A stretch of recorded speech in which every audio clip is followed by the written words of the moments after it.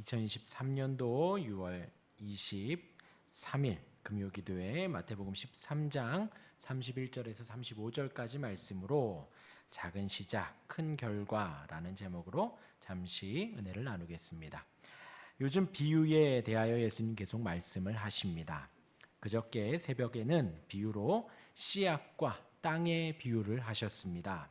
씨앗이 땅에 뿌려집니다. 길가에, 돌밭에, 가시떨기에 뿌려지고 옥토에 뿌려집니다. 곧 씨앗은 좋은 씨앗입니다. 그 좋은 씨앗이 뿌려지는데 우리의 믿음의 준비가 되어야 한다. 예수님 말씀하시는 것입니다. 길가에 뿌려졌다는 것은 믿음의 준비가 되지 않아 뿌려지는 그 말씀의 씨앗을 받아들이지 못하는 것입니다. 받아들이기 전에 그 준비가 되어 있지 않아 새가 와서 가져간다. 예수님 말씀하셨습니다. 또한 돌밭에 뿌려진다는 것은 믿음은 준비되어서 기쁨으로 말씀은 받지만 그 말씀의 씨앗을, 복음의 씨앗을 더 품지 못하는 것입니다. 따뜻하게 촉촉하게 품고 있어야 싹이 나고 뿌리가 내릴 텐데 더 이상 품지 못하는 것입니다. 그래서 말씀을 받을 때는 기쁨으로 받아 싹까지는 나오지만 더 이상 깊이 뿌리를 내리지 못하고 말라 죽는다 말씀하였습니다. 여기까지 우리에게 적용하면 우리가 말씀을 보고 들으며 우리 마음에 잘 새겨야 한다는 것입니다. 이해하고 암송하고 마음으로 감동하고 묵상해야 합니다. 그 말씀을 계속해서 내 마음에 두어서 뿌리가 깊이 내리게 해야 합니다.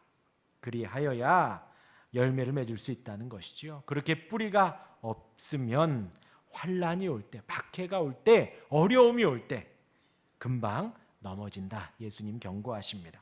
그렇게 묵상해서 줄기가 자라갈 때 조금 더 묵상을 하고 그 말씀의 씨앗이 싹을 내고 또 뿌리를 조금 내리며 줄기가 올라갈 때 같이 자라는 것이 있다. 또 예수님 말씀하십니다. 세상의 염려와 재리의 유혹입니다. 그러니까 내 말씀의 씨앗도 자라가고 열매를 맺기 위하여 자라가며 또 그 옆에 걱정도 근심도 함께 자라 줄기를 덮은다는 것입니다. 그러기 전에 그 가시덤불을 우리는 잘라내야 하고 더 완벽하게 뿌리까지 뽑아내라 그런 것입니다. 근데 그럴 때에 그렇게 뿌리를 뽑아내고 또한 잘 잘라내면 100배, 60배, 30배의 열매를 맺는다. 예수님 말씀하셨습니다. 중요한 것은 우리는 이 열매 맺는 옥토의 마음을 가져야 한다는 것입니다. 우리는 늘 옥토를 만들어야 한다는 것이지요. 말씀이 잘 새겨지도록, 잘 뿌리 내리도록, 염려와 걱정이 막지 못하도록 해야 한다는 것입니다. 중요한 것은요, 저와 여러분들 우리 모두 저라고 해서 늘 옥토고 어떤 사람들은 가시밭길이고 그것이 아니라 이 네 가지 마음밭이 우리 모두에게 있다라는 것입니다. 언제나 나에게 길가에 밭이 될 수도 있고 돌밭이 될 수도 있고 가시덤불이 그 말씀의 열매를 막을 수도 있다라는 것이지요. 깜빡 잊으면 은혜 받았더라도 다짐했더라도 금방 잊으면 까먹고 금방 또 길가에 밭이 될 수 있는 우리 마음밭이기에 늘 말씀을 묵상하고 말씀을 내 마음에 두고 말씀이 사라지지 않도록 혹 그 말씀이 열매를 맺기 전인데 가시덤불이 덮지 못하도록 세상의 염려가 장악하지 못하도록 해야 한다는 것입니다. 왜냐하면 예수님이 이 말씀 이 단락에서 천국에 가는 사람은 누구냐? 그 열매를 맺는 100배, 60배, 30배의 열매를 맺는 사람이다라는 거예요. 가시덤불 난 사람도 아니고 돌밭의 사람도 아니고 길가에 있는 사람도 아니라 열매를 맺는 사람이라는 것입니다. 그러니까 저와 여러분들이 천국에 가는 그 열매를 맺는 사람일진데 우리 주님이 우리에게 경고를 하시고 마음의 다짐을 늘 하라는 것입니다. 말씀의 씨앗이 내 마음밭에 잘 뿌려질 수 있도록 그렇게 늘 믿음을 마음을 기경하고 준비한 우리가 되길 바랍니다. 그리고 이제 오늘 새벽에 말씀드린 밀과 가라지 비유가 또 나옵니다. 좋은 씨를 뿌리는데 가라지가 함께 자랍니다. 밀과 가라지 자랄 때는 알아보지 못한답니다. 저는 밀을 본 적이 없고 가라지를 본 적이 없습니다. 본 적이 있는지 모르지만 있으신지 모르지만 저는 모릅니다. 그런데 책에 의하면 밀과 가라지가 같답니다. 비슷하게 생겼대요. 자랄 때에는.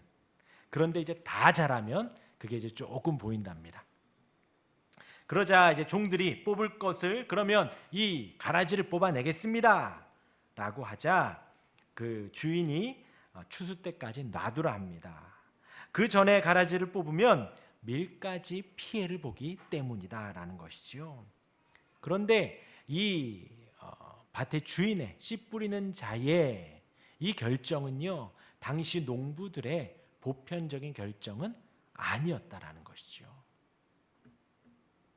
빨리 자랄 때 가라지를 뽑아내야 밀이 더 건강해지고 더 잘 자라고 수확을 더 많이 할 텐데, 경제적으로 더 나을 텐데 그렇게 하지 말라는 것이지요. 추수 때까지 놔두라는 것입니다. 그리고 추수 때에 그 밀을 곡간에 잘 넣어주겠다는 것입니다. 이 씨 뿌리는 자는 경제적인 이유, 수확량에 대한 것을 보는 것이 아니라 그 밀 하나가 없어지고 밀 하나가 피해보는 것을 신경 쓰는 것이지요. 그 밀 하나가 온전하게 곡간에 담기기를 신경을 쓰는 것입니다. 이 단락에서 우리가 알 수 있는 것은 그 씨 뿌리는 자에 대한 비유라는 거예요. 그 씨 뿌리는 자의 마음이 천국과도 같다라는 것입니다. 좋은 씨를 뿌리죠. 자고 일어났더니 가라지가 함께 뿌려져 있습니다. 그런데 씨 뿌리는 자는 걱정하지 않아요. 그 밑에 일하는 농부들은 걱정을 하는 거죠. 밀이 가라지가 더 많아지면 밀이 피해보지 않는가. 그런데 씨 뿌리는 자는 걱정하지 않습니다. 왜요? 뿌릴 때에 좋은 씨앗이었기 때문에 밀은 잘 자란다라는 거예요. 그리고 나서 수확을 할 때에는 그 가라지는 모아서 태워버립니다. 그리고 밀은 하나도 빠짐없이 모아서 곳간에 넣어둔다는 것이죠. 이 비유에서의 주인공은 그 씨 뿌리는 자라는 거예요. 전혀 걱정하지 않습니다. 밀이 수확이 되고 곳간에 담기기를 전혀 신경 쓰지 않는다라는 것이죠. 그게 바로 천국입니다. 우리에게 주어진 그 천국의 은혜가 충만하기를 바랍니다. 하나님이 우리를 좋은 씨로 이 땅에 뿌려주셨습니다. 가라지가 종종 나와 우리를 괴롭히기도 하고 우리를 이 안에서 우리를 힘들게도 하지만, 우리의 신앙을 방해하기도 하지만 좋은 씨앗이기 때문에 우리는 그 씨 뿌리는 자와 함께 천국 곳간에 해와 같이 빛나며 들어간다는 것이지요. 이 두 번째 비유에서 예수님은 우리에게 그러한 은혜를 주십니다. 그리고 이제 오늘 비유가 시작이 됩니다. 오늘 함께 나눌 말씀은 겨자씨 비유와 누룩 비유, 또 그 비유의 목적에 대하여서 예수님 다시 한번 말씀을 하십니다. 우리 31절, 32절 같이 한번 읽어보겠습니다. 시작. 또 비유를 들어 이르시되 천국은 마치 사람이 자기 밭에 갖다 심은 겨자씨 하나에 같으니 이는 모든 씨보다 작은 것이로되 자란 후에는 풀보다 커서 나무가 되매 공중의 새들이 와서 그 가지에 깃들이느니라. 겨자씨는 씨앗 중에서 작은 씨입니다. 그런데 요즘에 이제 과학적으로 이렇게 그 씨앗의 크기를 보면 가장 작은 씨는 아니라는 거예요. 요즘에는요. 그런데 당시에는 농부나 정원사가 사용한 씨들 중에서 당시에는 가장 작은 씨앗이었습니다. 그래서 예수님이 이 씨의 예를 드셨겠죠. 곧 작은 씨앗이 자라서 큰 나무가 된다는 것입니다. 비유이지요. 곧 큰 제국이 되고 가지에 깃드는 새들, 그 제국의 영향력 아래, 그 큰 나무의 영향력 아래 득을 보는 그런 나무가 된다는 것입니다. 곧 하나님 나라는 사람 눈에 잘 띄지 않을 정도로 작게 시작합니다. 볼품없게 시작합니다. 하지만 후에 그것은 사람들이 상상할 수 없을 정도로 크게 자라서 거대한 제국이 되고 나라를 이루며 큰 나무가 된다는 것이지요. 이 세상의 새들은 결국 하나님 나라의 영향력 아래 들어온다는 이 비유의 말씀을 예수님이 하시는 것입니다. 착각하지 마십시오. 겨자씨의 이 작은 겨자씨가 큰 나무가 된다, 크게 성장한다, 성공주의를 말하는 것이 아니라는 것이에요. 모든 것이 다 잘 된다, 예수 믿으면 만사형통이다, 그것을 말하는 것이 아니라는 것입니다. 천국 복음의 현재와 미래의 대조, 그것에 초점이 있다라는 것입니다. 현재 가장 작게 시작되고 있지만 그 미래는 결국은 하늘의 새들이 깃들 수 있을 정도로, 그 가지 아래 피할 정도로 크게 성장한다는 것이지요. 현재 보잘것없고 볼품없지만 그 나중은 비교할 수 없을 정도로, 상상할 수 없을 정도로, 또 경험할 수 없을 정도로 커지게 된다는 것입니다. 이 단락에서 예수님은 별다른 해설을 하지는 않으십니다. 곧 설명 없이도 이 비유의 의미가 잘 전달된다는 것이지요. 이어서 누룩의 비유, 겨자씨 비유와 비슷합니다. 우리 33절 같이 읽겠습니다. 시작.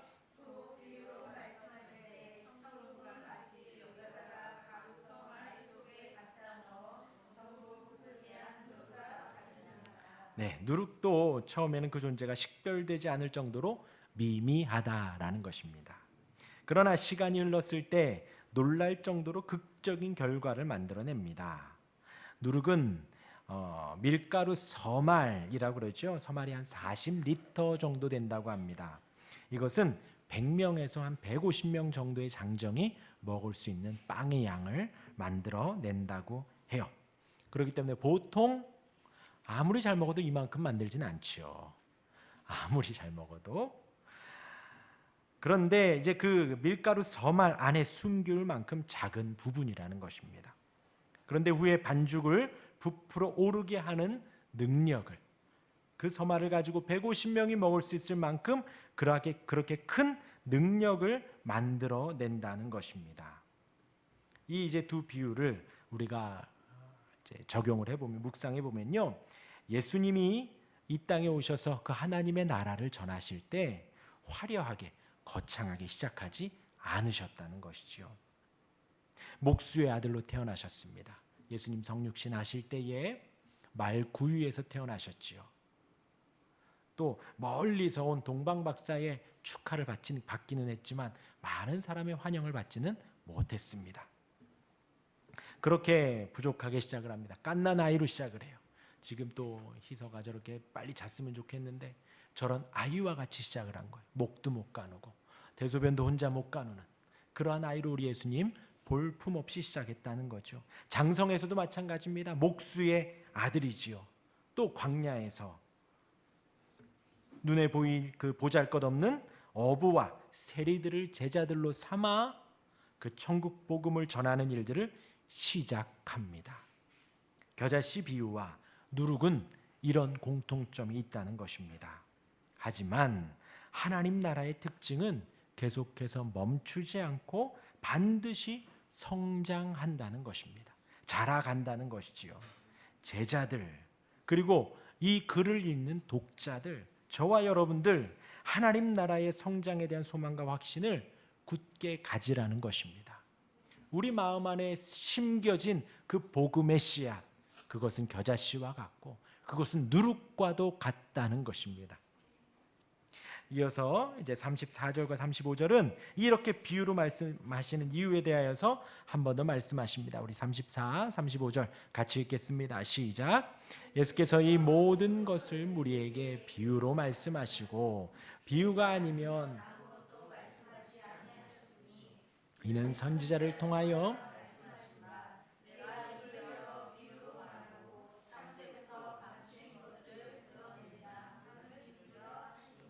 네, 비유로 말씀하셨다. 그러면서 감추어진 것을 드러내는 예수님의 비유에 대하여서 논하십니다.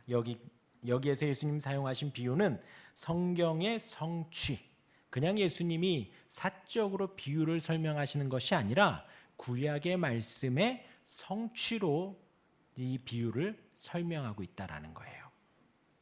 예수님의 잉태도 구약의 성취지요. 공생의 사역도 구약의 성취입니다. 가르침도 또 병고침에 대한 사역도 다 구약의 성취로 이어진 것입니다. 바리새인들이 배척하는 것도 성경에 선언된 구약의 성취인 것입니다. 같은 흐름 속에 비유로 설명하시는 것도 감추어진 것을 드러내기 위한 구약의 패턴을 따르고 있다라는 것을 말씀을 하고 있습니다. 오늘 말씀을 정리를 하면요, 예수님께서 전도와 선교를 말씀하셨죠. 그래서 우리가 행복한 전도를 지금 하고 있습니다. 전도와 선교를 말씀하셨고, 요즘은 다시 천국에 대하여서 말씀을 하십니다. 비유로 복음을 설명을 하십니다. 그것은요, 예수님이 설명하시죠. 제자들에게는 이 복음의 은혜가 더욱더 극대화되기를 바라며 비유를 설명하시고, 그리고 그렇지 않은 무리들에 있어서는 감추기 위해서 비유를 설명하신다라는 거예요. 그럼 저와 여러분들은 어느 편인가요? 이 비유를 읽으면서 막 은혜가 더욱더 극대화되시나요? 비유를 읽으면서 뭐지? 아닌가? 여기가 아닌가벼? 하고 돌아서시는지요? 비유의 목적이 그러하다라는 거예요. 저와 여러분들에게는 더 극대화시키시기 위해, 더 은혜를 주시기 위해 주신다라는 것이지요. 예수님이 제자들에게, 우리에게 비유를 전달하는 목적은 그 하늘나라의 비밀, 천국의 비밀, 곧 감추어진 것을 알리는데, 더 알리는데 그 목적이 있다라는 것입니다. 오늘의 비유는 겨자씨와 누룩이지요.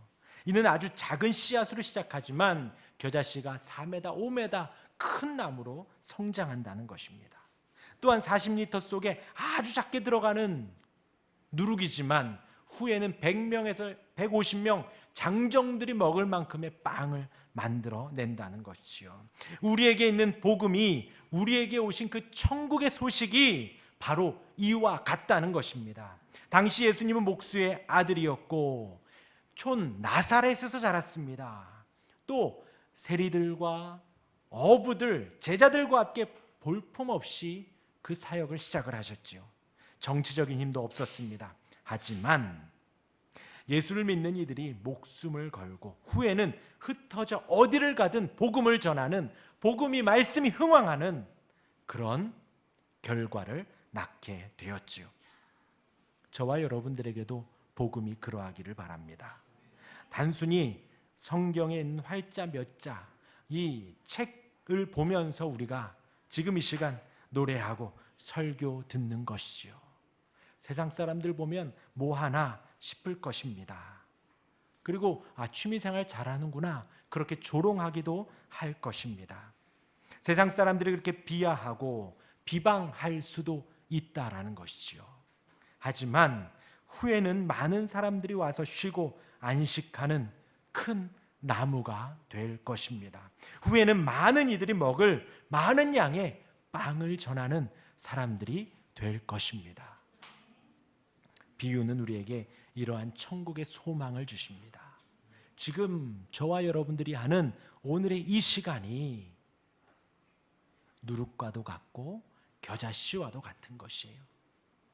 헷갈리기도 하고 내가 지금 뭐 하는 건가 하는 생각이 들기도 하지만, 우리의 이 하루하루가, 우리의 이 작은 외침과 기도가 복음이 우리 마음 안에서 자라가고 말씀이 우리 안에서 자라가고 나중에 큰 나무로 성장하는 천국 복음이 될 것입니다. 그리고 저와 여러분들은, 우리는 또 다짐을 하는 거예요. 제자들에게 하신 이 비유의 말씀이 이들에게 소망이 되고요, 더 큰 은혜가 되었다라는 것입니다. 저와 여러분들에게도 그렇게 비유를 읽으며 주님이 나에게 은혜를 주시는구나, 주님이 나에게 오늘도 한 걸음 한 걸음 나아갈 수 있도록 소망으로 인도하시는구나, 믿음이 더욱더 풍성해지는구나 하는 은혜를 받을 수 있으시길 바랍니다.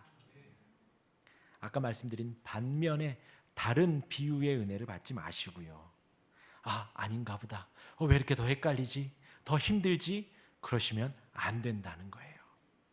예수님은 그 비유의 말씀을 통해서 제자들과 가라지, 또 그런 구분을 두셨다라는 것입니다.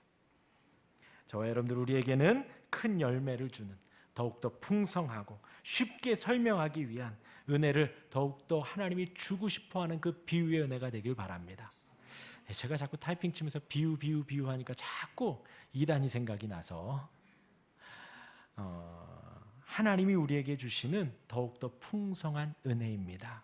이 비유를 통해서 우리 안에 그 은혜가 더욱더 풍성해지기를 주님의 이름으로 축원합니다. 아멘. 우리 기도하고 찬양하는 시간 갖겠습니다.